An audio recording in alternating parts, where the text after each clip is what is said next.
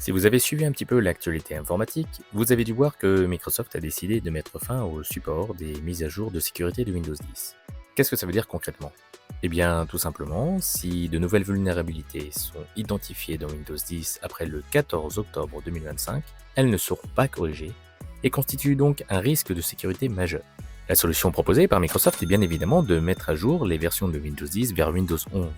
Malheureusement, si vous possédez un vieil ordinateur, cela ne sera pas possible, car en effet, les mises à jour vers Windows 11 nécessitent des caractéristiques minimum. C'est donc le meilleur moment pour vous parler de Linux. Salut, c'est Christian de la chaîne Citoyen Numérique. Dans cette vidéo d'introduction, je vous propose donc de découvrir ce qu'est Linux et pourquoi il peut être la solution à ce problème de mise à jour.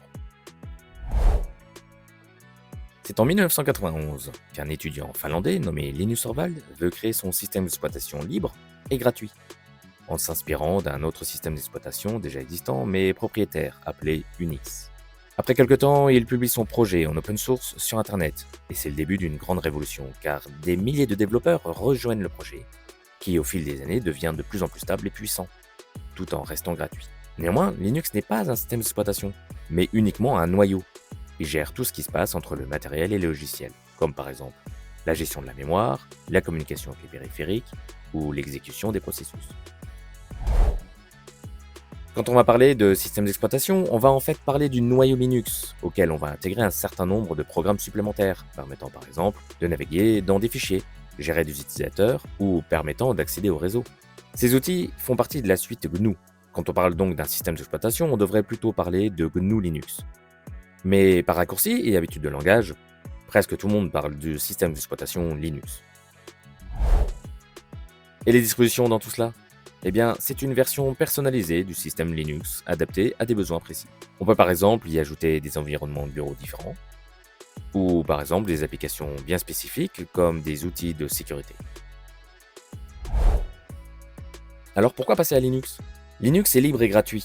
Il n'y a pas de licence à payer pour pouvoir l'installer ou l'utiliser. Le système est 100% personnalisable, on peut le modifier et l'adapter en fonction de nos besoins. Et surtout, il y a une communauté énorme qui est toujours prête à aider.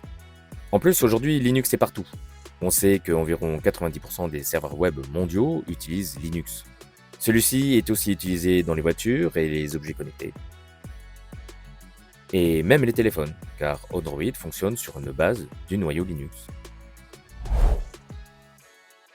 Et nous arrivons déjà sur la conclusion de cette première vidéo d'introduction. Dans la prochaine vidéo, je vous propose de découvrir plusieurs distributions, d'en sélectionner une, puis de la télécharger, de l'installer et de commencer à apprendre à utiliser Linux pas à pas. Je vous remercie d'avoir regardé cette vidéo et je vous dis à bientôt sur la chaîne de Citoyen Numérique.